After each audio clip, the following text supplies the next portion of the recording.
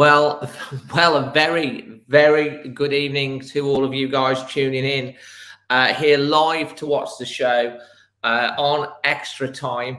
And what a night it is to be on talking about a Wolves game after we're talking after the West Ham Wolves game, where Wolves have defeated arguably one of the definitely one of the form teams of the Premier League this year, West Ham United, who could have actually jumped above Manchester City, I believe, into second place tonight. Had they have defeated Wolves, they were looking for something like their fifth win on the bounce. Full of confidence, obviously beat Liverpool last time out. And obviously Wolves having a very poor performance against Crystal Palace down at Selhurst Park. But in typical Wolves way, we go and outperform them, take control of the game, and I would say a very worthy 1-0 winner. And of course, it was brilliant as well because the documentary, which is now on BBC iPlayer, that Wolves have done on the dreadful injury to our Mexican sensation, Raul Jimenez, called Code Red, is now out on the iPlayer. I've not watched that yet. I will give it a watch in the next couple of days and try and do a little bit of review after once all the content for all of this game has gone out. Obviously, the match vlog will be out on Sunday. We've got followed by the international fan reaction on Monday. From all the people I've been talking, it's quite emotional. I watched the trailer. I was nearly crying on it. So it's apt that Raul popped up with the winner today to get the 3 points. And that moves Wolves on to 19 points and 6th in the Premier League table. How good does that feel? Bearing in mind, Wolves didn't win any of the first 3 games, despite playing really, really well. Didn't even score a goal. And in fact, since the loss to Manchester United at the end of August, there is only, as I say, an informed Arsenal who have been beaten by Liverpool today, and Chelsea that have got more points than our team, Wolverhampton Wanderers. Do you believe anything could happen this year? Well, we've got some fantastic guests again today. We're going to be joined by a regular friend of the show, Paul, and we'll have an update on his COVID situation. I think he has been freed from COVID prison.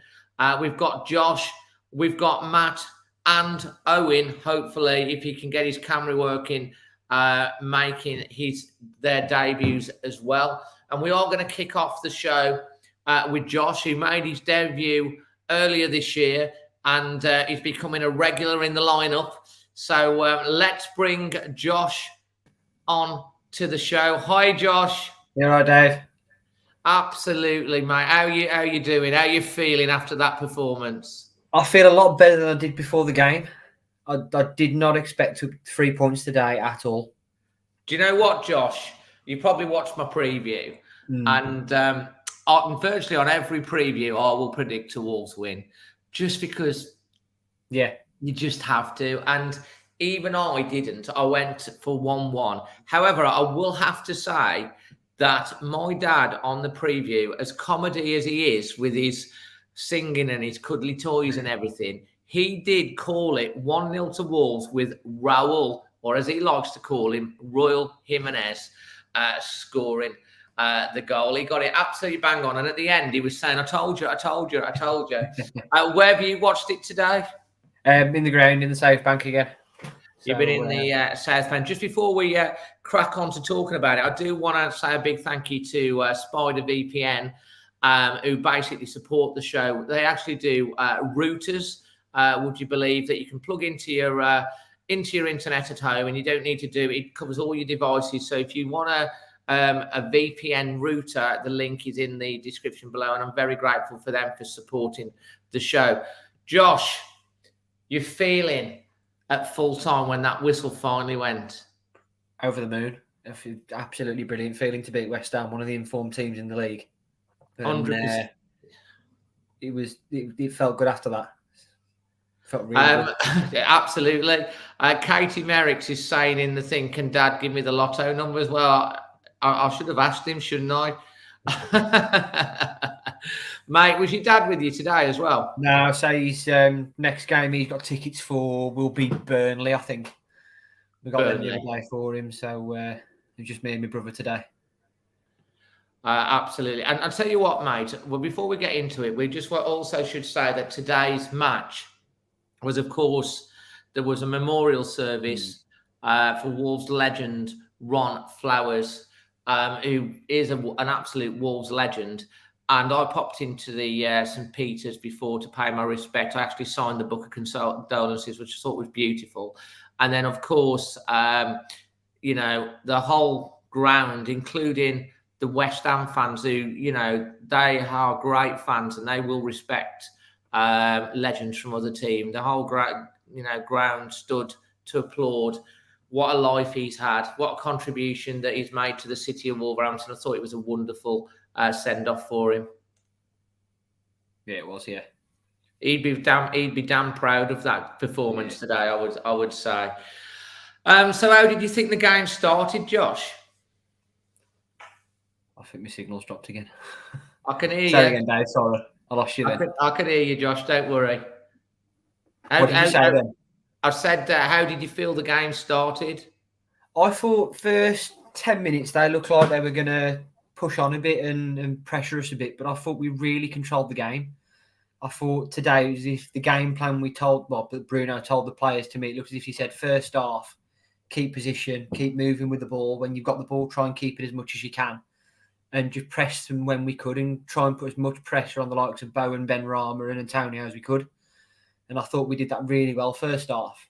So I can't think off the top of my head any glaring chances that they had, really. They had that one header, didn't they, from Antonio that he put wide. I've got to say, from my perspective, from the North Bank, when he went up, I thought that was going to hit the back of the net. Yeah, she should think about it. Yeah, he should have scored that. And that's what Antonio can do. Obviously, he had the ball in the net from a similar cross, but he was climbing all over. It was disallowed straight away.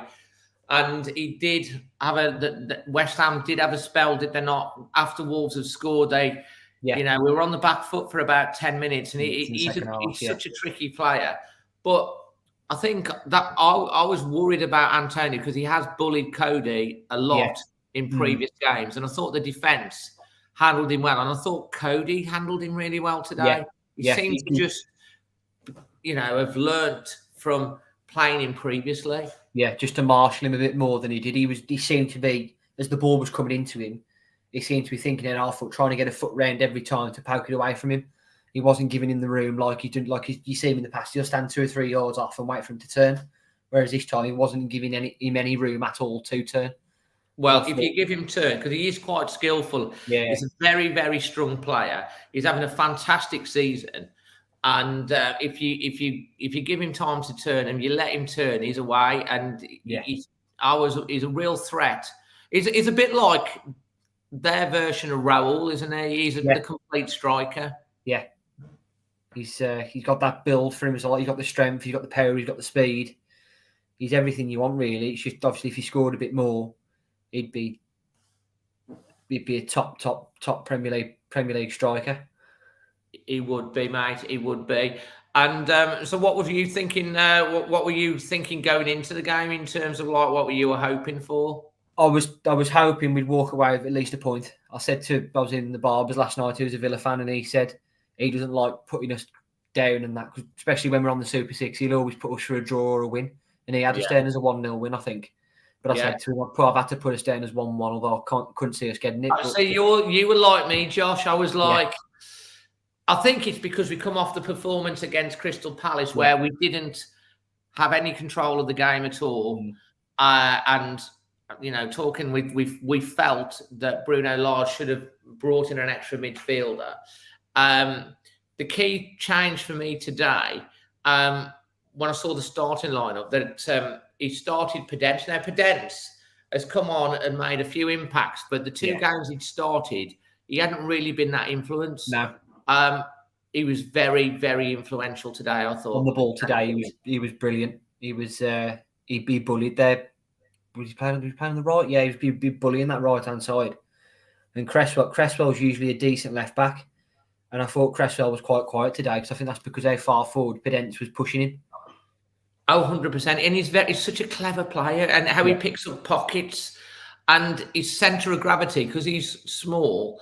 And he does remind me on his day, on a real good day, of a Eden Hazard type player. Yeah, definitely. Yeah. Because he's got that trickery and he can feint and pull players out of position. Yeah. He's got good vision. He knows when to make the runs.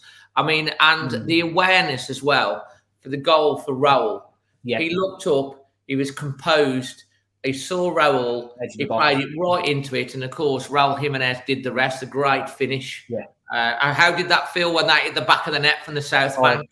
The noise when that went in, I think as well, like you said earlier, the fact that the documentary's come out today and it's getting close to the time of when the injury happened for him to score, I thought it was brilliant. I thought all the players, you could see it in the players' faces as well, with what's gone on like today with the documentary coming out, that it meant a lot to the team for him to score. And the way he passed it, as they said on WM on the way back, he like passed it into the net, and it was effortless when he did that. No, it was, and that's what Raul brings, isn't it? That clinicalness. Yeah. I mean, he had an opportunity in the first half. You probably didn't see it as well as I did. Yeah. But it was very similar in some ways, apart from he had a little bit more pressure on the ball. Yeah. That he tried to dink it over the keeper like he did against Everton. But he was more central against Everton, and he did it. He just pulled it away. You could see when he missed it, he was like disappointed. But it was a more difficult chance, I think. And had he put it in, it would have been a fantastic finish. Yeah. But it was the West Ham keeper, I thought, had a blinding game for them. Oh, when we started to pepper there, but shoot to the safe bank second half, he made some of the saves he made. It was literally, he had in his head, I am getting to that ball. Yeah. There was the one that come from the corner. He just went, you saw him go flying up into the air. Oh, is that off Daniel Pedence? Yeah. When he turned again, that's Pedence. That came out of nowhere. It was a good shot, and it was. I think was he headed in, Josh? Yeah, he was dipping over him. If he was 2 or 3, he slightly stepped out to try and get the defence to push up. And as Pedence saw him step forward, he tried to dink it over him, and you could see it was looping in. And that other one in the corner, if that's the one you're on about, when he's put it through Souček's legs. Yeah, that one when it was the beginning of the second half when he was low and the keeper tipped it round. That one. Yeah, both of them were going in, especially the one that he pushed over the bar. That was definitely going in. And of course, he made another save from Moutinho, which was tipped over, but that was more of a standard save. I think it would have. Yeah. It was quite Moutinho hit it quite central. I think if it had been 2 or 3 yards either side, he would have been struggling to get it. But he is a top keeper that they've got, and you could see that he was a top keeper, but he just couldn't do anything about the way Raul hit it, because Raul hit it. It took one bounce and it was passed back into the net. I mean, who impressed you on the pitch today? Who would you like to pick out? I say every time I come on, Kilman again. Yeah, there was one point where he looked like Antonio just before they brought Yarmolenko on. And when they brought him on, actually, Antonio kept moving out over to Kilman's side, and Kilman straight away was literally, may as well have been bear hugging him to boot the ball away, but he was winning the tackle every time. Yeah. And then when they brought Yarmolenko on, they pulled him into the middle of it after 5 minutes of him being on, because he couldn't get away from our defenders, Antonio.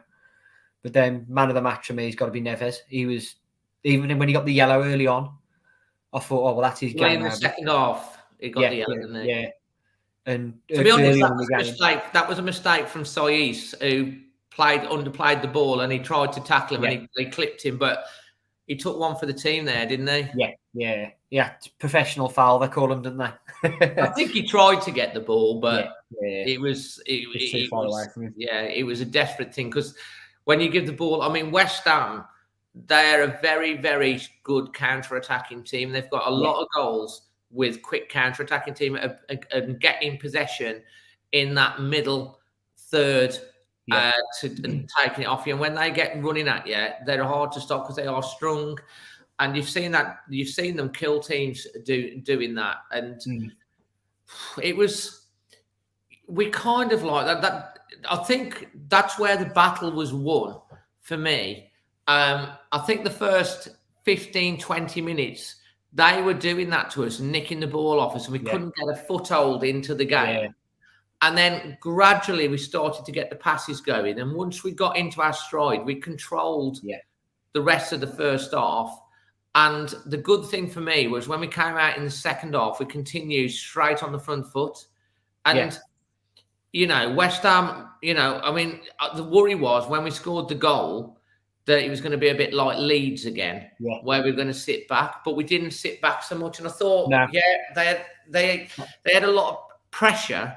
But it didn't really hurt us too bad. Yeah, they weren't getting that many shots away. Yeah, not one clear-cut chance. There was a in added time at the end. There was a ball that came across, and the chap was coming at the back post. Yeah, Bowen. You were thinking, oh no, the same as me. And I think he shepherded it out. But I think you're right with Max Kilman. He's just grown into. I mean, he's a big lad. Yeah, Max Kilman is a big lad, isn't he? Kilman, and he's grown into he's one of the first names. I mean, we've still got the concern about the January with Bolly and Sois. Right. I thought Sois did well today. He looks the part, doesn't he? Yeah, he started to me because there was that he doesn't put that many brash tackles in anymore. It's like he thinks about it more than just diving in and leaving on one.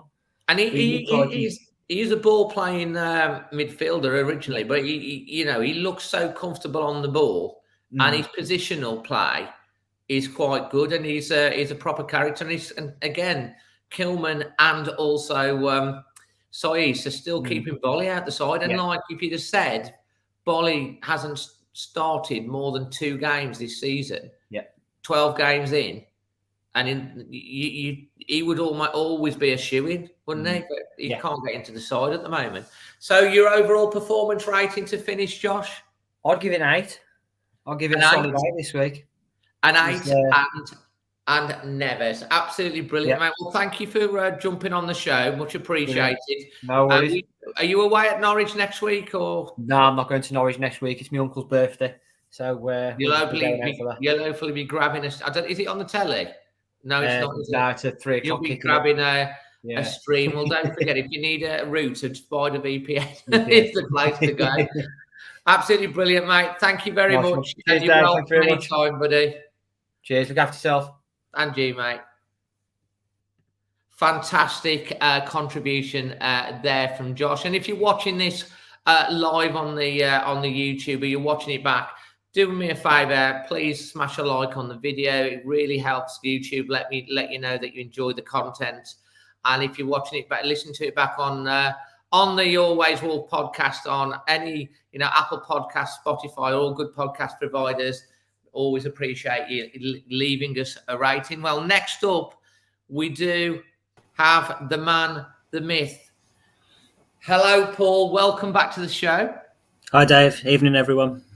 First of all, can you give everyone an update? Because last time we were talking, you were in the middle of, thank God I can come on the show because I need to talk to you. You're locked away with COVID. Yeah, I'm much better now. I've been out of isolation for a week. I'm still not 100% strong, but I'm not poorly now. But my youngest tested positive a couple of days ago, so technically I've got another few days of isolation with her coming up. Wow. Can you not do a daily test if you've not got it? Well, one of us has got to look after her at home, so course, I can work from home sometimes. But it's tough for her. She was looking forward to coming to the match today, so I just took my eldest, who's just come out of isolation as well. So we've had a bit of a saga for you at the moment, isn't it, mate? Yeah, but it gets it out of the way. I mean, you wouldn't want it over Christmas, and there's lots of things that they've got coming up soon. So if there ever was a good time to have it, it would be to miss Crystal Palace last week. Well, I have to say, mate, you've definitely picked a good one to miss last week with Palace, mate. I'll blame you for not being there. Yeah, really enjoyed it though today. Like what Josh was saying, West Ham started the stronger of the two teams. But we grew into the match. And I think the spell 20 minutes before half-time and 20 minutes after half-time, we really took the game to them. And that's no mean feat because they've not lost an away match since April. I think I'm right in saying. Yeah. And I don't think that performance would have come under Nuno last year. I think he would have been happy to sit in, and hope something happens. But I think we kind of took the game by the scruff of the neck from about 20, 25 minutes into the match. Oh, mate, that's exactly how I saw it. If I'm just looking down at the moment, because Jeff from Alabama, I think, might want to come on. He's always in a character, Wolf and Jeff. Yeah, I think you bang on, mate, because I think that's where we really started to take it away from West Ham. We did, yeah. And their forward players, I think with three of them substituted, which just goes to show how little impact they were having on the game. Took Bowen off, didn't he? Ben Rama. And also Fornals was substituted. And I think if you're a manager and you're substituting 3 out of your 4 forwards, then the defending team or the opposition must be doing something well. We didn't give them a sniff. I know that there was a bit of early pressure, but I think Sarr has had very little to do in the match today, which just goes to show how well we defend, not just the back 3, but as a team. The pressing's excellent from the front 3. The midfield, I'm sure we'll talk about Neves today, but they covered so much ground. They didn't give them a sniff. So I think as a whole team, we're really defending well, as a unit. Mate, that was the one thing that I was worried about before the game was our defence have been bullied a lot when we've played West Ham. And today, I felt they bullied them. Yeah. I felt that they didn't give them an inch and they weren't intimidated by Antonio, which was great to see. The supply was cut off to him. And I think that was so important because we all know what a great season he's having and what a handful he is. Yeah. So we made him be quite anonymous in the match by really cutting out any supply to him. And that defence was so well marshalled by Connor, and the other 2 lads alongside him were very solid as well. One point I did want to make on the show tonight was if you watch our goal back, what a move that is. It started from Sarr, didn't it? Yeah, and there's a nice bit of play between Semedo and Neves, Kilman. It all starts in that area of the pitch. And I mentioned on a show before that I went to the open training session a few weeks ago. Yeah. That goal today was almost like a carbon copy of exactly what they were working on in that training session. And that must be so fulfilling as a manager when you see the hard work from the training ground,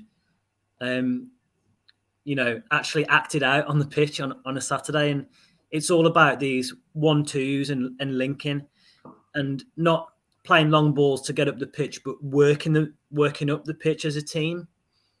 And I think if Man City or Liverpool score that goal, it's all over the press, isn't it? But I'll tell you what, Paul, what I'm looking forward to Match of the Day, because on that point, I've thought about it. If they're really doing their job right, they should show that goal from its conception to finish, because it was a fantastic team goal.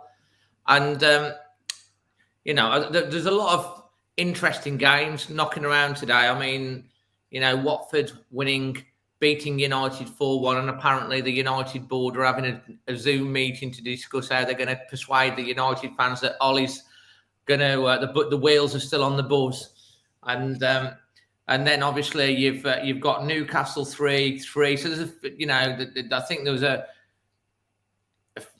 few goals in a lot of the other things. So I'm not sure how far down we'll be, but when they get to Wolves, I'm really going to be interested to see if they actually show that goal from start to finish. Have you watched the documentary on Raul yet?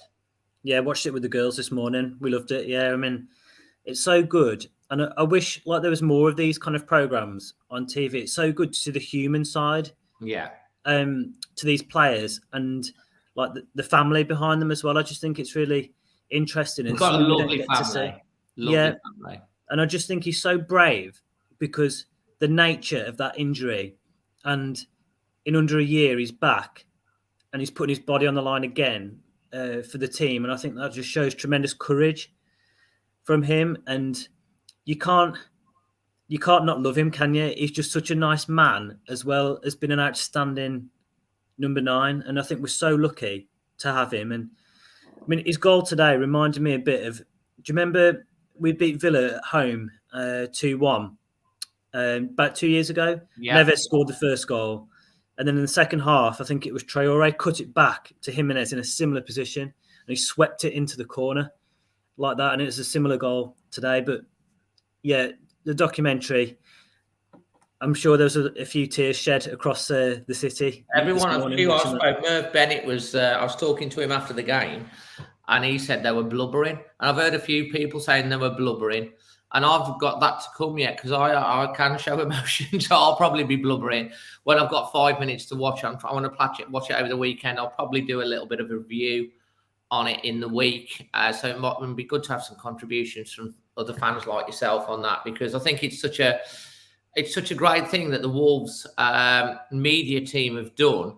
Yeah. They've put it together, and then the BBC have picked it up and have put it on iPlayer. And it wouldn't surprise me if eventually Netflix picks something up like that and put it out as well, because it does show a human nature. And that connects players to fans and clubs, so I think it's in the best interest of clubs to put out really good content like that. So I'd welcome more. Obviously, I was like got goosebumps just watching the trailer.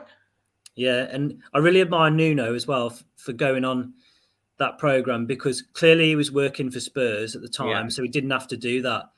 And also, I think he's very, again, to use the word courageous, to go on and not be worried about being upset in front of the. To be honest, because he was welling up big time on the cameras. So we all know what a lovely man he is after he gave £250,000 of his own money. Well, to the city's foundation. So, and we all know that Nuno's Wolves through and through. And I mean, he was down in Bilston last week. I think he went to Major's fish and chip shop or something to get some of the golden chips. but yeah, mate. I mean, it's it's not a weakness as a man to show emotion. It's actually a strength if you can show emotion. So it's a good thing. Back onto the game. Who stood out for you today? Ruben Neves, head and shoulders the best player on the pitch. And I'd just like to say that that's not an easy feat against Souček and Rice in midfield, because we all know how well West Ham have been doing. But a big reason for that is because of those two lads in midfield who are great at closing down, they're good on the ball. But he stood head and shoulders above them today. And I'd love to see the stats on the ground that he covered. 1 minute he was breaking up the play in front of the back four. Next minute he was charging up the pitch to get into the box. I heard you mention about Jimenez's clipped chance in the first half. If you watch that back as well, the ball that Neves puts in the channel for him is a tremendous pass. And another brilliant pass. Second half, the ball comes out to him on the edge of the box, and he looks like he's going to volley it towards goal, but he actually flicks it with the outside of his foot to Moutinho back, and 100% that's intended. I know, when he's on his game and his confidence. He had that volley as well, which just went wide as well. That had hit the back of the net. Would have been something. I must admit, there's a lot to pick out on for man of the match tonight, and Neves was definitely up there, but there were so many good performances as well. And what's your overall performance rating?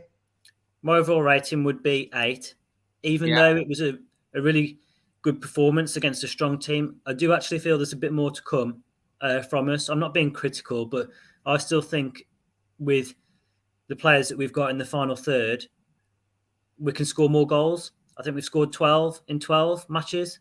Yeah.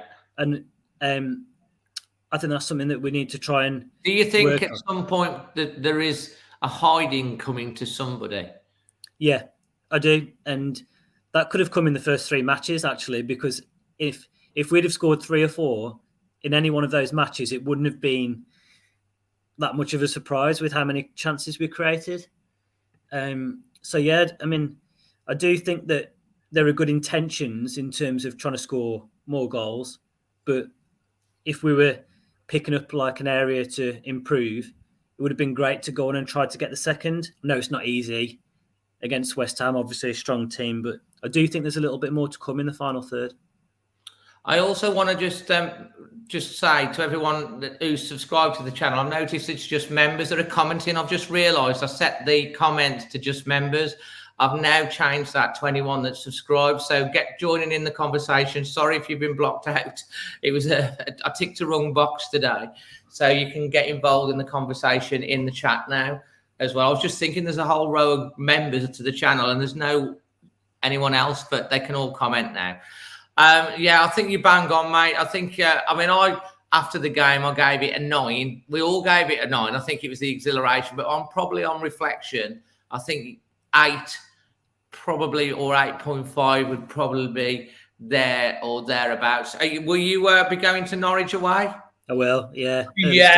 Man. Early start next Saturday. So, what do you think about that? Am I being a little bit too harsh, or do you think that we still can do a bit better in the final third? Because I still think there's a little bit, even though we're on such a great run, I still think we haven't reached our ceiling.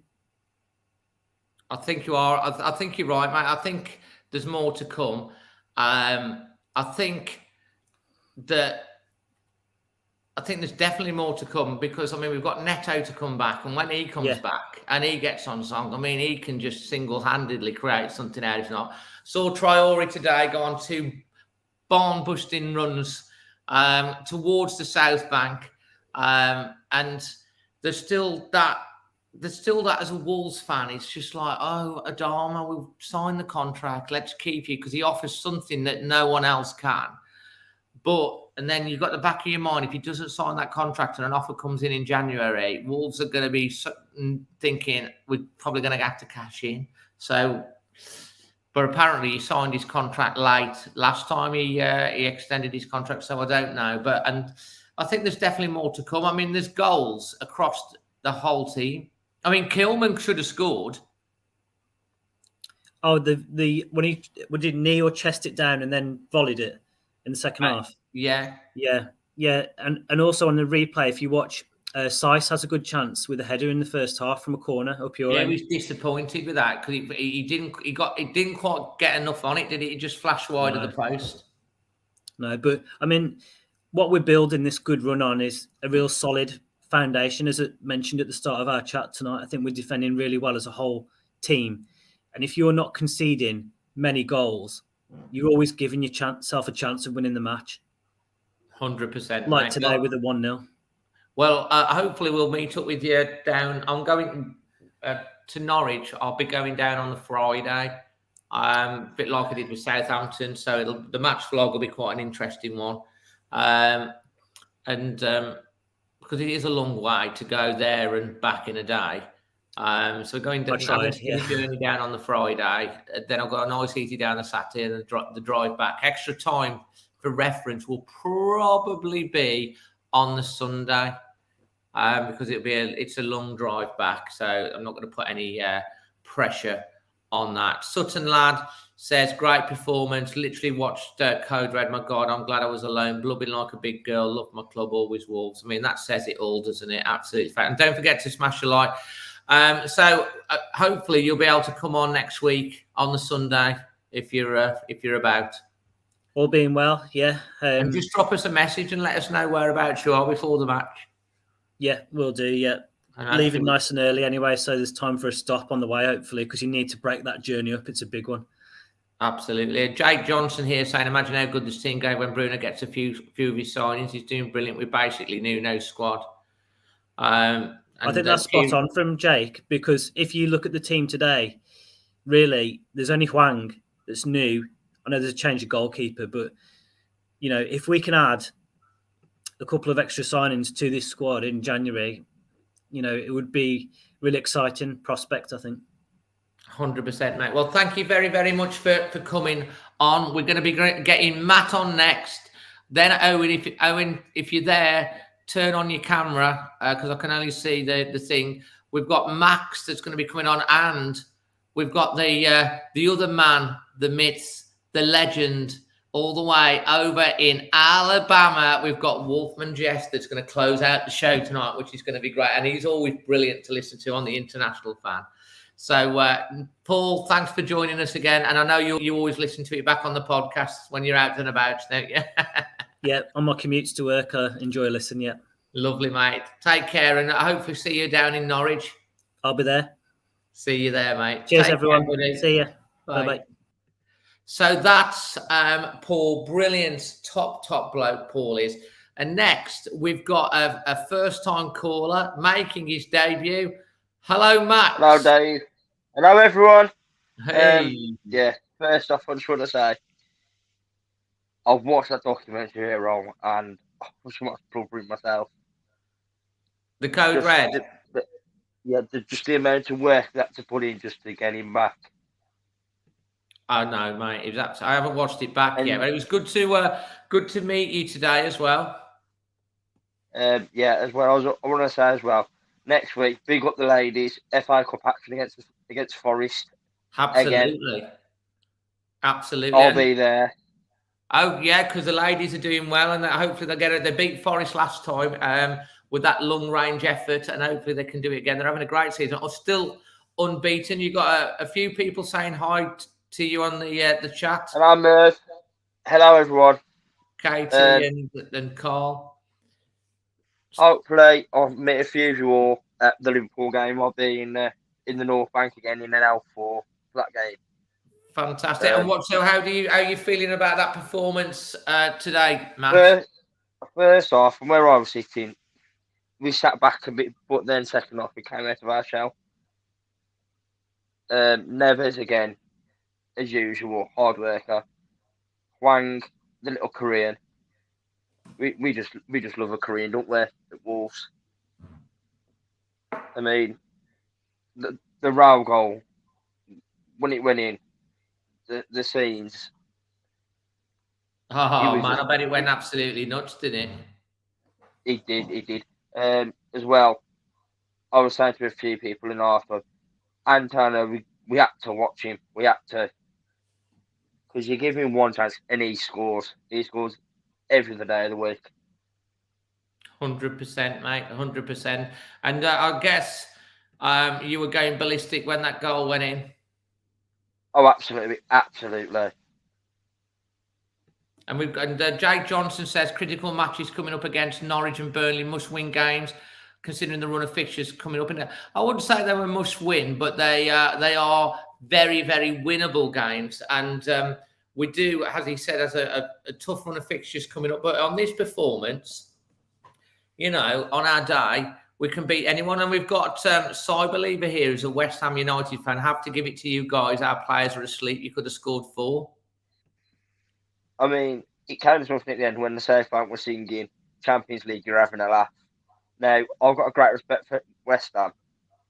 They're a brilliant team. But today, they didn't look like scoring at all. No, we did really, really well. That's what I think most of us were surprised, because we were expecting West Ham to be strong favourites on the form they were in and the performance, and yet we made them look ordinary today, Wolves, I thought. I mean, looking at the stats back on the bus, we had almost double the shots. XG of 1.69, I think it was. We could have scored any number of goals today.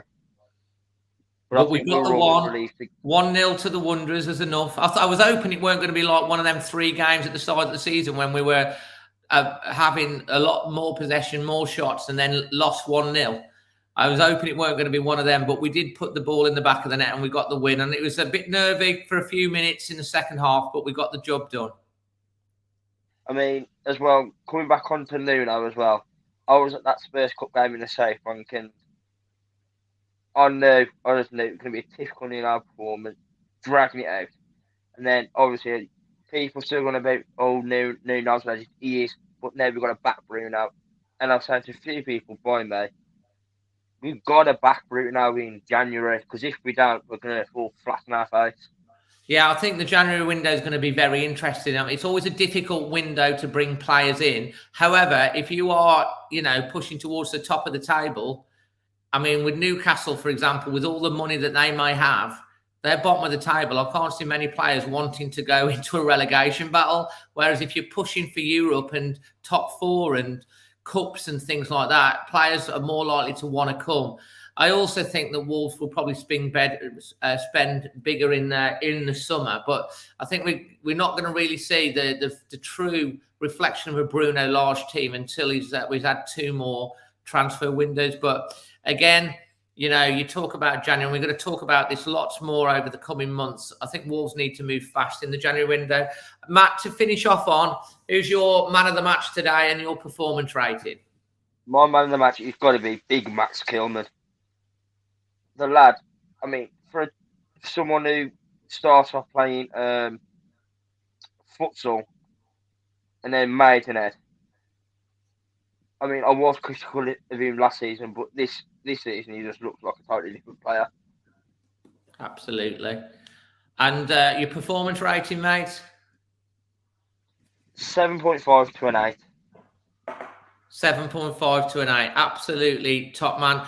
Matt, thank you so much for coming on the show today. I much appreciated. I hope you keep watching the rest of the show, and hopefully you can, now you've made your debut, you'll be able to come on a future one. Hopefully. I mean, I don't go to away games, but I'll certainly be keeping an eye on the performance at Norwich. Absolutely, mate. Well, I'll be there. I was certainly surprised by. I was surprised by the Watford result, to be honest. Everyone's chuckling at that today, mate. Anyway, mate, we're going to move on. We've got Owen coming on next. Thanks, buddy. All right, cheers. Cheers, mate. Brilliant. So that was Matt, who made his debut today. Cyberlina says, we come to the London Stadium, best away pub is the Cow. That's little good home fans, but more away. Yeah, should be there for that one, buddy. And we're going to be bringing on, I think for his day, is it your debut as well today, Owen? It is, yeah. And Owen is proper pro because he's got a mic and headphones. Yeah, I guess. And a dartboard. Yeah, I know. I bet you're pretty good at darts, ain't you? No, there's plenty of holes in the wall, mate. We're not going to talk about that though. I used to have a dartboard when I was when I was younger at my dad's, and there was a lot of holes in the wall as well. There, to be fair. Oh, mate, there's plenty. They're everywhere. Absolutely, Owen. So you've been today? Yeah, I went. Yeah. What stand were you in? North Bank. You're in the North Bank today. Yeah. Upper or lower, mate? To the right hand side, but quite low. Quite low. And how were you feeling before the game? In the car, I was like, we usually do score predictions, and my mum was a bit like, oh, we might win. My nephew was like, oh, hopefully we can win. I was sat there like, West Ham, they're doing decent in there, and I thought coming off Palace, I wasn't really expecting much, but it is what it is, and what happened today was unreal, to be fair. Well, Merv Bennett, who's one of my members, he says, hi, Owen. Apparently, you went to school with your mom. Did he? Apparently, yeah. Jason Tandy says hello as well. You're right, mate. Yeah, and Katie and Carl. And, so as the game went on today, how did you feel like that we deserved the victory? I feel like we did, to be fair. Like, we stopped them playing a lot, like, compared to, say, when we would play West Ham before, like, away and at home. I know we've had decent results at West Ham at home, but, like, away last season, I think was when we lost. And typically when we play good on informed teams, it's not typically being great. Like, we usually lose or whatever.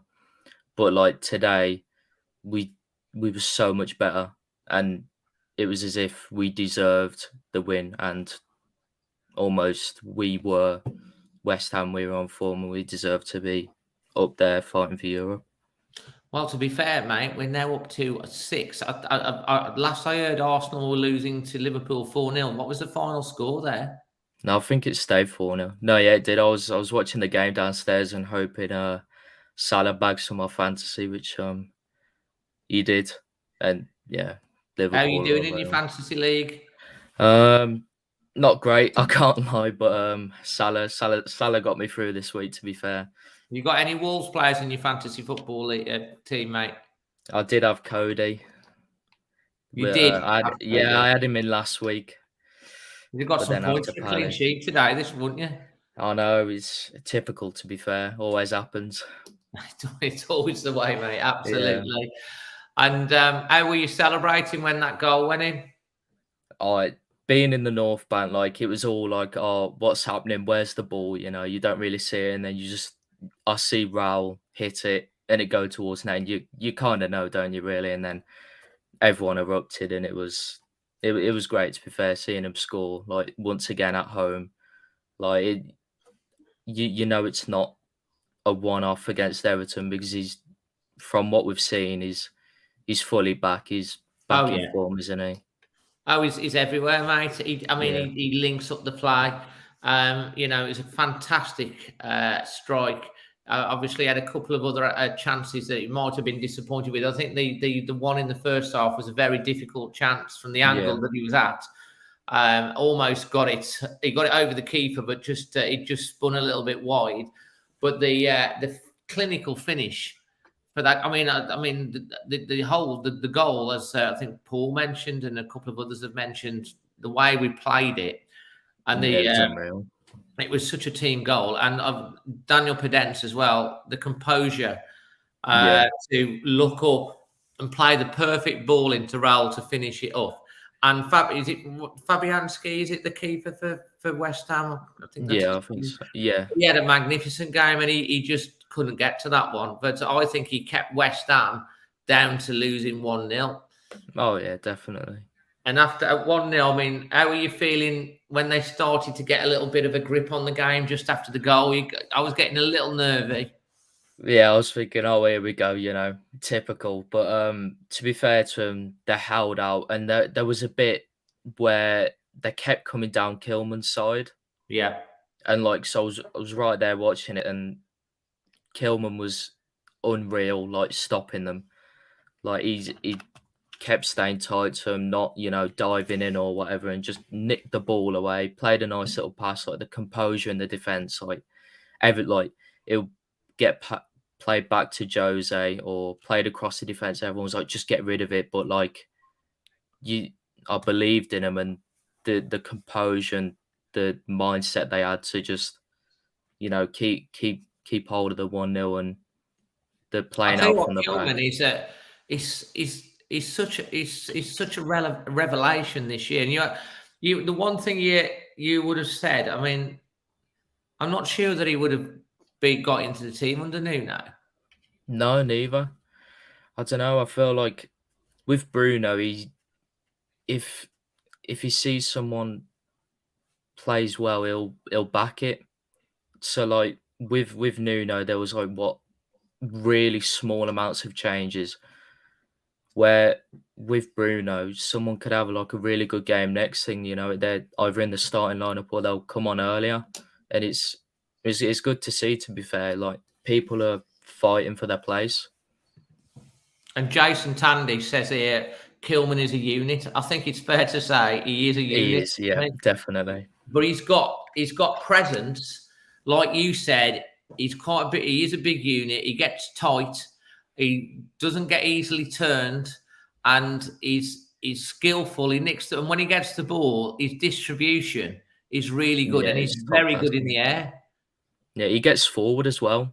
He does. So, like if the thing is, we usually either send a long ball or play it out to the wings, where if there's green space to run into, he does it. Like, he just goes, and then it helps make, like, say, a little 5-yard pass to Hwang or Podence, who can, you know, they're quite small, so they can spin off and make anything happen. I mean, I think you're absolutely right. And just to finish off with, Owen, with your segment of the show, what is your performance rating for today, and who impressed you in the team, and who's your man of the match? Performance rating, I'll give it an 8. You know, it's Yeah. very good. Maybe could have been better at times, but you know, we got the win. Can't really complain. Yeah. Impressed me Nelson Semedo, because to be fair, he's not really a name that you pick out straight away. And some people I've seen over Twitter are like, he's not really 100%. performed well for how much we paid. But like I've always backed him and rated him, to be fair, and he's done really well today. Like cutting inside, going down the wing, and the performance and the work rate he's put in for today was top class. But man of the match, probably Pedence. Pedence. Yes, because I said Pedence as well. I mean, Neves has been mentioned a few times, Kilman, but Pedence had I felt his contribution was very key, and also that he had a few shots, he created a lot of mayhem, he chased things down, wouldn't give an inch. He was like a little terrier about the pitch, and then the assist for the goal was just beautiful. He is unreal. Like the bit where he had the ball back towards the goal and he just turned and like hit it, and it almost went in, but Fabianski saved it. And you think like, just how does he do it? Like, and if we give him more time, I feel like like someone said earlier, he's like a little Hazard, but you know, he's not there yet. But I feel like he could be. I think you're right. It was me that said that, and I think you're right. And I think you also make a really good point, Owen, because I didn't mention it. We didn't mention it on the instant reaction. What's the instant reaction of myself, my dad's sensational stand, and we had Azia from Italy, and we didn't mention Semedo, but I thought he had a really good game. And he's had his critics. A lot of people do criticise him, but he's really trying. And you're going to make mistakes on a football pitch. Sai's made one today, which resulted in Neves getting the yellow card. But you're going to make mistakes, because if we didn't make mistakes, you'd never concede a goal, would you? Yeah, exactly. Go on, sorry, fella. Sorry. Like the boots Semedo had to fill in from Doherty, you know, it's quite a big job for him. And selling Doherty and like what he did and how he was, it's hard to replace that. And I feel like Semedo got judged based off it, where 100%. If you just look at him face value the way he is, you know, he's a decent player. He is, mate. I mean, he played for Barcelona. It's taking time to adjust. Sometimes players can come in like Wang and make a difference straight away. And sometimes, like Dendoncker, for example, who didn't play for 6 months or something when he came in, and he's not getting much of a game at the moment, they grow into the team. And I think maybe that's one with Semedo. We'll have to ask. Cyber Leaders just quickly asking where Amy is. As you can imagine, she's out at another party tonight. It's more occasion if she turns up, or she's normally out partying somewhere. But we've got some great games. Owen, I hope you've enjoyed your debut tonight. I really appreciate thanks for having me. That you've got. How come you've got a mic and a thing? Have you got our own? Do you do some gaming or something? No, I just got a computer down here, so I've got the mic and headphones. I'm impressed, man. I'm impressed. Hopefully you'll come on again. Yeah, hopefully. Just if you want to come on any show, just drop us a message and we'll get you on, Owen. Absolutely. I will do, mate. You're joining tonight, and enjoy match of the day. Yeah, I will do. Thank you. Cheers, mate. Ta-ra. That's Owen, who's making his debut with us tonight. And next up, I think, is it another debut? Yeah, Hi, Dave. How you going?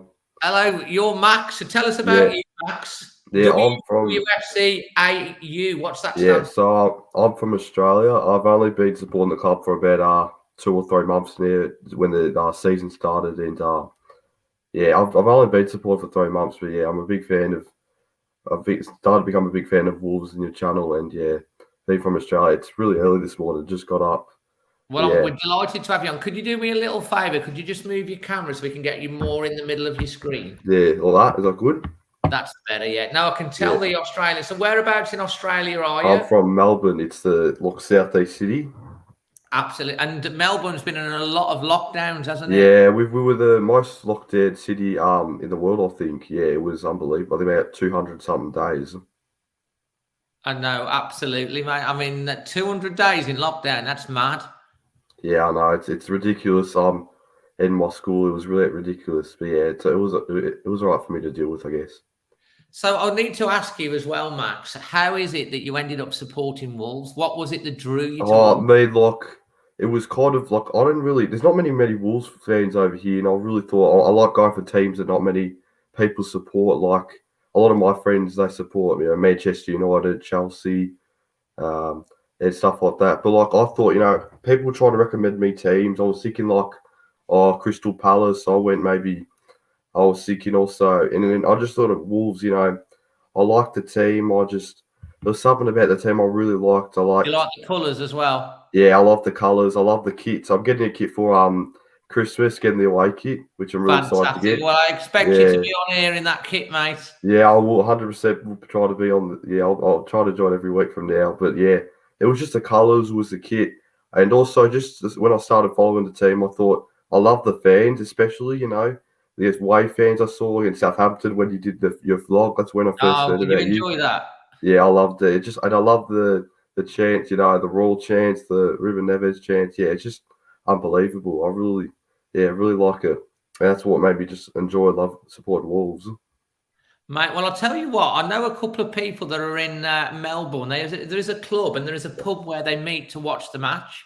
Oh wow! I'd love to actually know that because I'd love to actually know where that is. It'd be great to hear. Yeah, I'll try and find that out. Are you following me on Instagram? No, I will soon. I do know you have Instagram. I'll have it too. I'll give you a follow soon. On Instagram, or drop us a message on the Always Wolves page. All right. But the other thing as well, Max, if I haven't got an Australian international fan correspondent at the moment. Yeah. So if you watch any of the games and you fancy sending in a reaction and joining the likes of the legend Wolfman Jess on the international fan, we can definitely get you in on that because I am looking for someone in Australia to send in. Yeah, I'd love to join. So that might be something you want to get involved with as well. So how did you watch the game today? Oh, what like well, I had to get up at 2 a.m. on my laptop, and I used just wait, what do you mean by how I watched the game? Just like you watched it on a stream today, did you? Oh yeah, look, what I normally do is I go to bed, get up about when the game starts so it was 2 o'clock. I get my laptop out, which I'm on now, and I just watch it off this giant streaming service. You see, now that's commitment. So you basically stayed up until 2 a.m. in the morning. So then by the time the match is finished, it's 4 a.m. Yeah, it was 4 a.m. Yeah, and you probably went back to bed, and then you've got up, and what time is it there now? 9 a.m. So it's night. Your day's just starting for you. Yeah, I would like. What I meant was I actually went to bed because I didn't stay up. I normally used to stay up, but I was like, I need to get some more sleep because then I'm tired in the morning to do like work and stuff. Yeah. Right. Well, I'm absolutely delighted that you've picked Wolves. Yeah, I think you've definitely picked the right team. And what made you decide to come on here today? Oh, I just wanted to get on, speak to the fans, and I thought I just loved your vlogs. I wanted to join and speak to you. I just felt like it was great to come on and speak to the Wolves fans, getting onto the fan base a little bit. I think and Carl Whitehouse has just put up, it's the Victorian Wolves in Melbourne. Andy Round's the champ. So there's a Wolves club called Victorian Wolves. Oh wow! I'll try and get you in touch with. them. I know a couple of other guys down in Melbourne that I can probably hook you up with, and I know they get together a lot of the time to watch some of the matches. So that might be great to put you in touch with some other Wolves fans over in Melbourne. But if you drop us a message, I'll work on that for you. Yeah, but I'm not too old though, so I don't know if I'm allowed to go. How old are you? I'm only 16. I'm 17. I'm sure they'll still want to be in touch with you, even though you're 16. Yeah, I'm not sure whether you'll be able to go to the pub. Yeah, no, not probably. You do look older though, Max. Yeah, I know, I've got a bit of facial hair. I know a lot of people say I do. Yeah, I've got a bit of facial hair, so sometimes I leave it unshaven for a little bit. Apparently, they meet up at the Imperial Hotel in Oh, I Boston. think that's in the city somewhere. I'm trying to remember. I swear that was when the England fans, I think, for the Euros, Yeah. met up. But I'm not. It's funny because I'm Italian. Like all my grandparents are from Italy, so Well, if you watch funny yeah. enough, if you watch the instant reaction today, then we've Yeah. had Azia, I can never say her name right, from Italy in Parma. She's come over to Molyneux today. She's done a fan reaction. I've heard. I love watching the fan reactions. I love seeing your dad on the show. It's great, especially the previews. Yeah. Absolutely, mate. So, Dinny, actually, I should talk about the sleep, and I'll come on to that just in between Max and Wolf and Jeff, and also talk about the draw for the shirt. So, Max, just give us your thoughts on the game, your man of the match, and your performance rating. Well, I thought it was a great game. I thought in the first half, I think we were doing all right, but I was thinking like so far, I think it was gonna be like a 0-0 game. I know, but I felt like we were building on pressure in the game, and then once it got into the second half, I thought that especially when Roll kicked that goal, I was really excited, but I was a bit worried also, that what something that would normally happen is like West Ham would go and like maybe score a goal or something, and that's not what happened. Yeah, like the Leeds game, I was a bit worried, but yeah, I really wanted us to try to get us to get up to 2-0, but yeah, it was all right. But I thought the way we played, we were able to just keep it to 1-0. Absolutely. Adam's over in LA. I think that might be Adam who I might have been talking to on Twitter potentially. And he's going to be looking at joining the international fan section as well. And I think he's coming over for the Burnley game, and he's over in Los Angeles. So we have people all over the world, mate. It doesn't matter whether you're in Melbourne, LA, Bangkok, or in the jungle somewhere. If you support the badge, wear the colours with pride, we're all part of the Wolf Pack, and I think it's brilliant that especially being part of the channel, that I've been able to throw a light on fans that watch Wolves come what may all around the world. I also want to say, I do want to start wearing like when I get my Wolves kit around, I do want to start, wearing it around and stuff like that, because I do want hope for the community. I just hope Wolves become like a bigger team in Australia. Well, I hope so too, mate. Yeah. With people like you, the young generation, get your mates converted. Once you get your shirt and they see how wonderful the colour is, it's better than being. No disrespect to anyone, but it's better than red or blue. Everyone, there's so many teams. I know everyone goes for the same big six teams or whatever it is. I just want Wolves to become another team and part of that. Well, we're in the top six as of tonight, mate. I know. I saw that. I was really happy with it. It's really great to see. And what's your man of the match and performance rating today? I'm going to give it to someone different. I'm going to say João Moutinho. Moutinho, yeah. I think he did pretty decent. I thought, I think there was some chances where I think, he helped get us some chances, and I thought, that's what I thought. I thought he was someone that was pretty good in the game, and just someone different to choose, I guess. And absolutely. And Dan Levitz just said he's from Bangkok. What a day, 6th place. Ronaldo United. Everyone would praise him. We're above them. Yeah, I'm really happy with above United now. I just can't believe what's going on over there, to be honest. It's ridiculous. I mean, we do chuckle, to be fair. Yeah, I know. I'm really happy they're going down. To be honest, mate, it'd be brilliant if they were in a relegation battle. That would be hilarious. Yeah, it would be unbelievable. Mate, absolutely a pleasure to have you on today. Thank you. Enjoy the rest of your day. Yeah, thank you very much, Dave. So get in touch with us, and we'll get you contributing to the international fan section from Melbourne, Australia. Yeah, all right. Thank you very much, Dave. Thank you, everyone in the chat. Have a good night. And for picking Wolves. Yeah. You made the right choice, young man. Yeah. Thank you very much, guys. Thank you, Dave. Cheers. Always Wolves. Always Wolves, Max. What a lovely young man he was, and just goes to show that he could have picked any team. He's picked Wolves.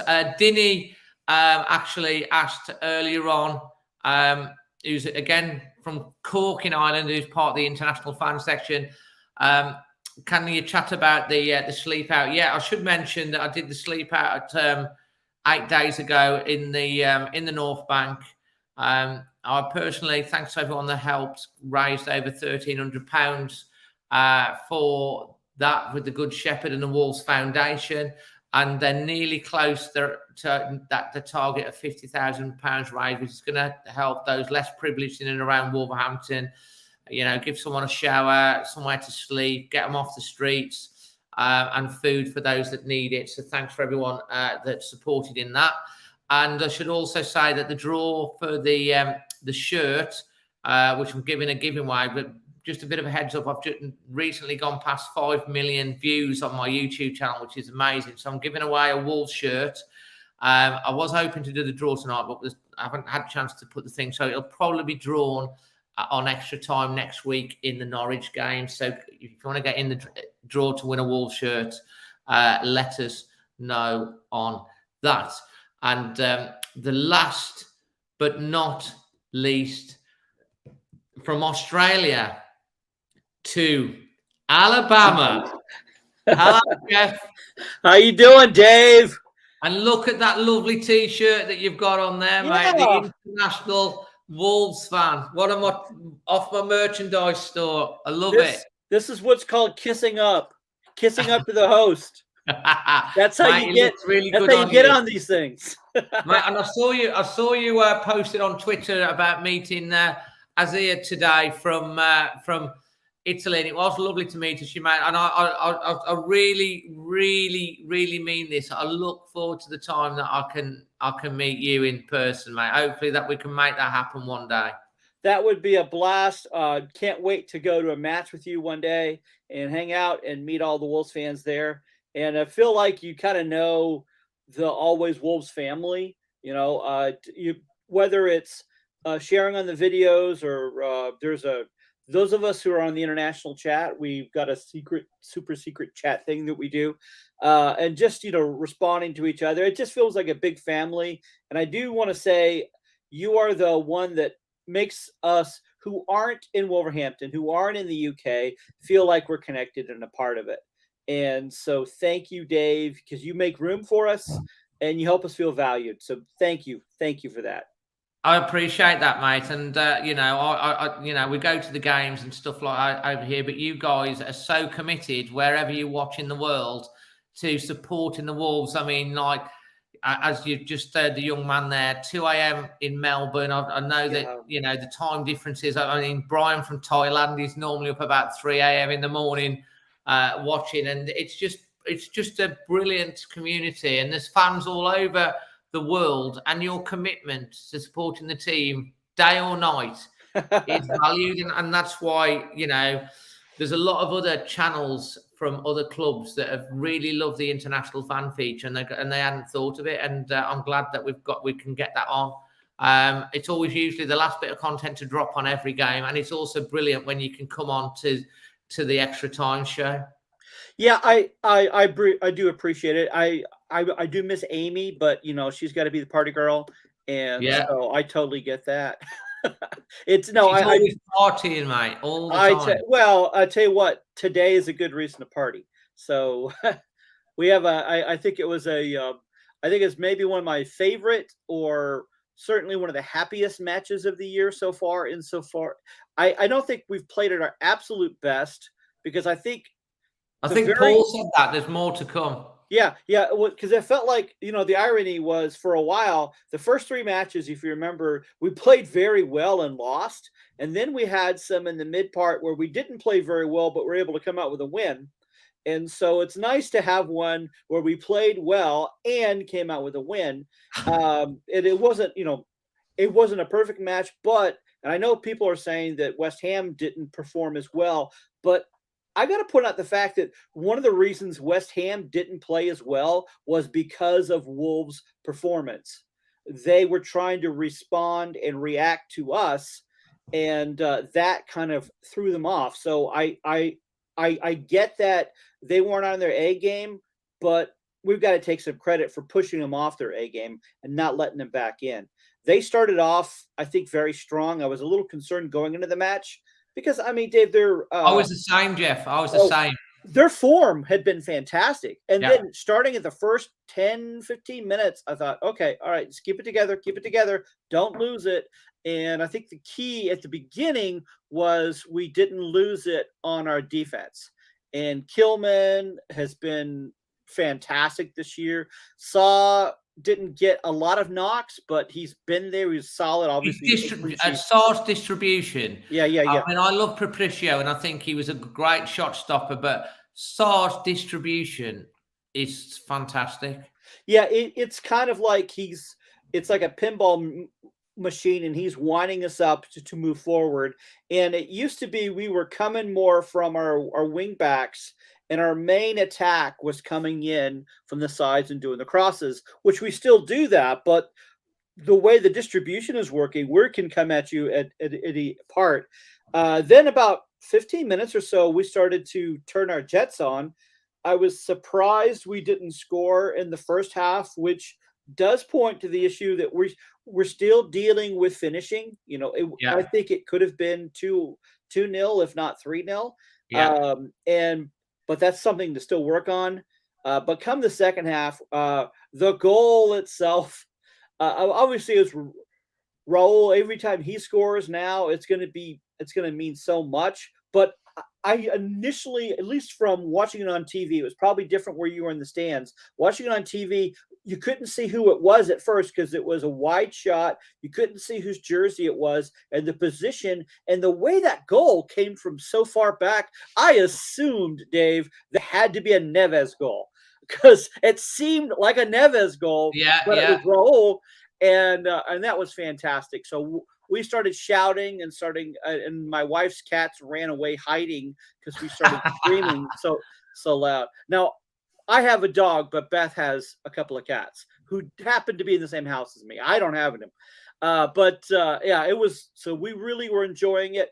I would have felt more comfortable, I think, like the rest of us, if we got another goal in there, but we just held a little bit more of a cushion. Pedence, I think, created a lot of opportunities. And I don't know, was it different there on the pitch live for what Huang was doing? Because maybe it was just the fact they weren't covering him, but it seemed to be muted today. And he had been having some fantastic matches, or was it the fact that Daniel was just on? Well, I think a bit of both. I think Pedence was definitely on his A game today. I mean, I just edged him as man of the match because of his overall contribution throughout the game. I thought Wang did well again. I think what he does really, really well, he's strong, he's fast, he closes down the space. And I think Daniel, down that side, we look more dangerous with Pedence because Wang's very, very strong, but he is quite direct, whereas Pedence is a little bit more tricky and unpredictable in a lot of ways, which is why I kind of say he's like got the potential to be our Eden Hazard, because Hazard has that unpredictability to be able to make something happen out of nowhere. I mean, the fact that shot that Pedence got away in the second half as well, that the keeper tipped over the post, that's a Daniel Pedence type of shot, that he can pull something out like that. I don't think anyone else really does that. So do you think Semedo plays better when he links up with Pedence instead of Adama, or is it? Do you know what? I think that might be a fair point that you make there, because I thought Semedo had a solid game today. He was, some of his interchange passing. He also took on a player or two, tried to get forward. He stuck to his defensive duties. He made the odd positional mistake, which didn't cost us. But I think it's been said, I think the producers said actually, that about that link up on that side with Semedo and Traore, does it actually work as well? And I think it did work quite well today. I thought Traore, when he came on, I thought it was good to bring him on because we always had that outlet to take the pressure off. And I think West Ham were definitely having a spell. And I think when Traore came on, because we got that speed and outlet, we sort of got more control back into the last 10, 15 minutes. But the 10 minutes before that, I was a bit concerned. Yeah, I think Bruno really had a good handle on the game as far as for bringing his substitutes. I had wanted things to happen a little earlier, but the way it worked out, it was fantastic. He brought in the right players at the right time. At first, I had assumed Huang was going to come off before Padence because Daniel was just so productive, but it worked out so fantastic. So I think that was working really well. Obviously, Neves and Matinho are looking great. I mean, just from a year ago, we were. It just seemed like nothing was working, and we were concerned about club legends like Jean Matinho and so forth of whether or not they still have it. And now things have changed so much in 1 year. So it's it feels really good having the win today. I'll tell you what, and as well, Didier Hernandez is just asking here. It's a direct question at you, Jeff. I'm interested in Jeff's take on how he feels Bruno Lage's impact has made the wins like today possible. Yeah, I think he has. I think it's a culmination of what he's been trying since he got there, and I still think there's more to come. I think we're going to be changing our formation. Yes, we're back to the 3-4-3, which is our standard, but I think he's found ways to respond according to which team, and he's been working with players and getting them back. I think he's also been working on their confidence, and it felt, things had gotten so dark the year before, which I don't fully blame on Nuno because it was, it's a tough time for everybody. And I get that. So I think partly mentally and, but yet he has a chance to really like what he's done for Kilman and what Kilman has done for him. We should be offended that Polly's not been starting and he's there, and that would be unthinkable before. But Kilman, how can you not start Kilman? I would think maybe have Saiss moves because he's more adaptable, but he's helped. I think helped Ryan Nuri take up his next level, and so. And I think the crucial thing of helping Raul get back to being Raul, and there's a lot of pieces in with that. So I think these pieces are coming together. I think probably one of the biggest changes is the attack mindedness that we had back when we were in championship and coming in at the very first part of coming back to the Premier League. And that we kind of lost that partly because we had to respond with stepping up. Now we're able to go back to that attack mindedness, but yet not open up the back end. So I'm really excited with that. That's what gets me very encouraged. We haven't lost a step on our back line. We've actually improved there, but now we're pushing to attack. Now, if we could just get working on our finishing outside of Huang and Raul a little more consistently, I think we're really going to be start seeing a bit more goals. 1 goal to none is fantastic, but I think we can get a few more in there. I think you're right, and also you touched there on Ait-Nouri. I don't think we've talked about Ait-Nouri tonight. To me, I think the shirt is his. I know Marcel's back fit. We've also got Bruno Jordao that's back in training, which is an extra body in midfield potentially. But Ait-Nouri has done really, really well, and I personally think that I can't see that Marcel should come in over him at the moment because he's got the shirt. Yeah, I agree. I think he's that line that stepped up. He's in second place after Johnny, and that is if we get Johnny back. I am concerned because when Johnny came back last year, it was so short until he was out again. So if he breaks down this time, I think that's I think that's his career over. So let's hope he does come back, and they take it easy with him. Yeah. So, but it's the thing with Bruno that I think really attracted Fosun to him was his impact on raising up a new generation of player and working with younger players. I've heard he's been involved more than most managers are in our academy and as well as in our U21s. and he's going to their matches, he's watching them. So I think he's seeing these pieces. So I'm hoping what I hope to see by the year's end is seeing a little more of a rotation. And of course, we want new players and we want to sign new players, but we've got some great talent in our U21s that we've got to rotate in. So I think it's a combination of having a solid January and continue to build in our youth. I think it's going to have a really great impact. And I agree with Jason. There's no reason for him to rush back, and because we don't want him injured again. And having Ryan Nuri playing the way he is now, and Marcel. That takes, and you have Marcel as who's a solid player. So that way, I don't feel like it's critical that we get him in. And I think it was last year it got really thin in that area. 100% right, Jeff.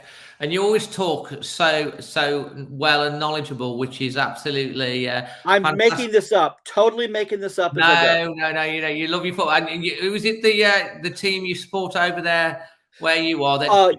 We have the Chattanooga Red Wolves is our USL League One team, and I was one of the ones to help push when we got the team a couple of years. It's our third year. I was helped to push with Wolves being in the name for it, because I was already Wolfman, so I didn't want to make it any more difficult. So we got them to be the Red Wolves, and so we finished up our season third place.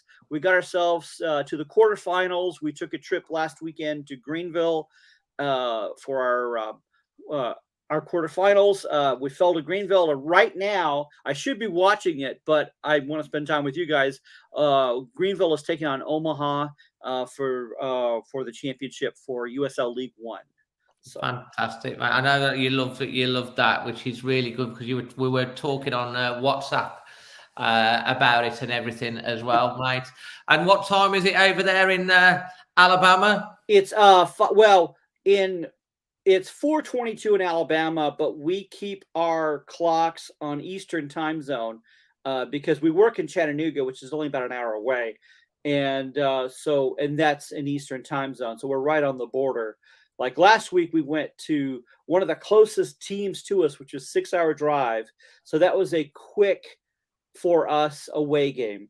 So and I think the next one, the closest, is 5.5 hours. And so other ones are about a 2-day drive if you went to Omaha. So we didn't go to Omaha. My God. And just before we get on to your man of the match and score prediction to finish off, Kieran Russell wants to know where you got your nickname. I was working on a TV show, and I was working as an editor, and I was working the night shift. And I never had facial hair. But I thought, well, let's go ahead and, because I used to be a minister beforehand.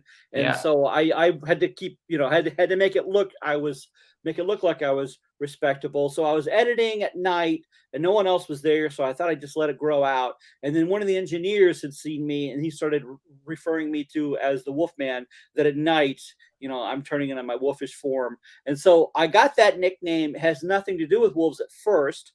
And then, so I did apply it later on with my Wolves support. So I already had that nickname just because I got a fuzzy face. And so. How did you become, I don't know whether I've probably asked you this before, but I'm sure people are interested. How did you become a Wolves fan? It's two levels. Of course, here in the U.S., usually if you're a Wolves supporter, it's because either a family connection or because of Robert Plant. And mine's kind of both. I had heard about them making Robert Plant the vice president, which I thought is brilliant. So I looked at the club, and then I noticed where you play is Molyneux Stadium, and I was doing some genealogy, and I realized that I'm not descended from Benjamin Molyneux, but we're both. I did some research on him, but we're both related to the Earls of Sefton. So we are of the same. He's like a distant cousin. So I figured, well, there's my club.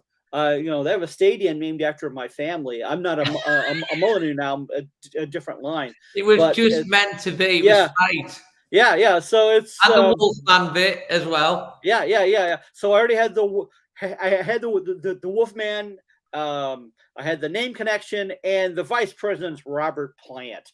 I mean, come on. How awesome. Now, I love Steve Harris, and so because I'm a bass player, but I'm going to go with Robert Plant for my football team.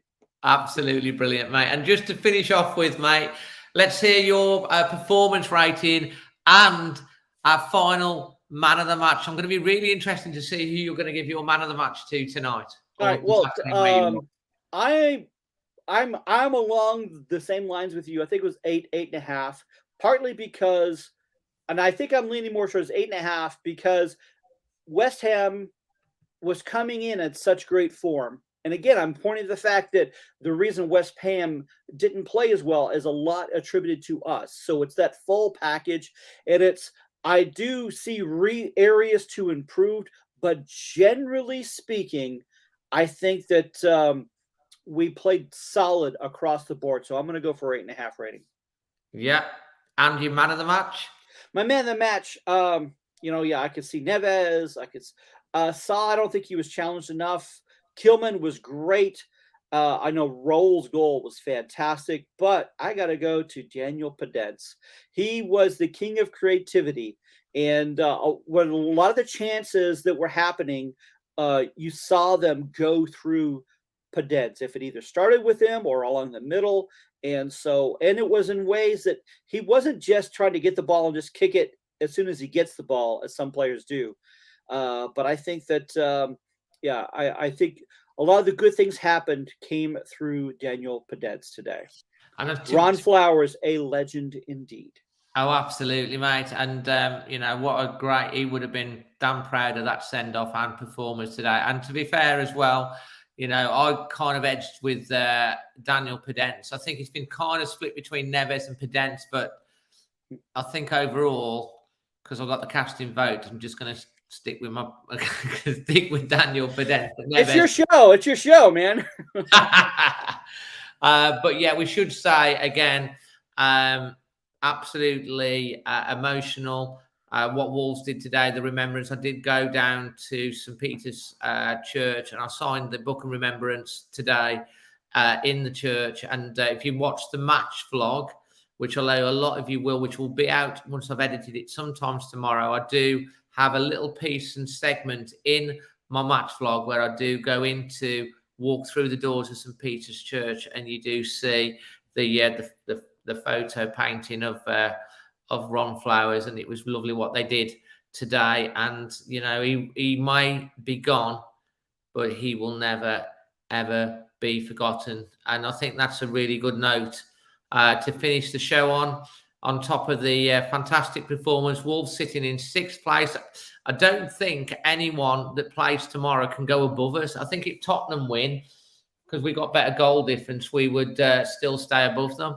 I think so. I think we'll likely to end the match day 12 in 6th place.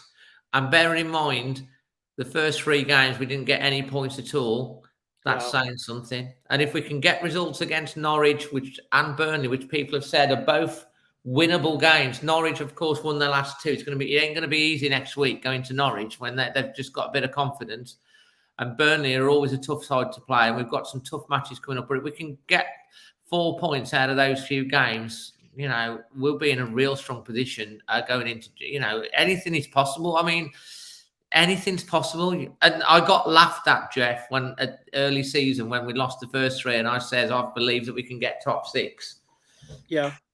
Well, again, it's I don't look as much on the table unless it's scary, as much as what is the performance on the pitch. To me, that I'm more interested in how well we are performing, because I get there's a bit of luck with this game. Sometimes the luck is with us, sometimes the luck is against us. But if we're playing well, if we're there mentally, if we're there physically, that right there, I think is more important.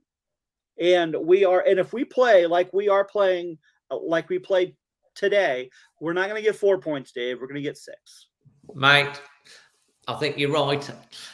And if we get 6 points out the next 2 games, God knows where we could be. It's frightening, isn't it? We'll be pushing Champions League spot, but let's not get carried away. Yeah. let's keep going under the radar and keep plodding along. But you know, if we play like to play today, anything is absolutely possible, mate. An absolute pleasure as always. You know, there's someone here that has said, if I can find it, Wolfman, you have to come over to a game. I cannot wait. You have got to have that on your bucket list, surely. It is on my bucket list. It's just not in my budget.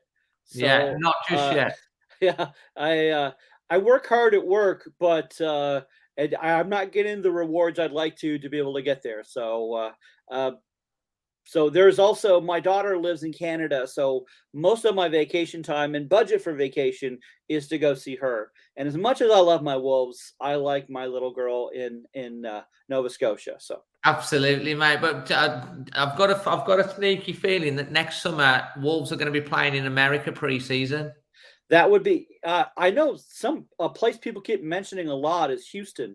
And of course, I know the Houston Wolves would absolutely love that. That would be fantastic. Yeah, I would do whatever I could to try to make that. There's talk about a pre-season match against Club America somewhere in America. Yeah. So it might be on my, you know, I'll tie something in to try and get over for that. If that does happen, that'd be amazing. And then we can meet you there. But one day, mate, we'll shake hands and sit down and chew the fat on everything Wolfman, because you know, I hope we do get to shake hands one day, because you are an absolute top bloke and everyone loves you, Jeff. So, but thank you so much for coming on the show today, and look out for Jeff's reaction on the International Fan, which will be coming out in the next couple of days on this game. All right, thanks, Dave. Thanks, everybody. Everyone, take care. Please smash a like to the video if you're new. Subscribe. Make sure you give us a comment, and look, the match day vlog will be out tomorrow, and you can listen to this back as well on the podcast. And from myself and everyone that's been involved in the chat, every one of my guests who have been absolutely fantastic, love to you and your families wherever you are in the world. Take care. Always Wolves.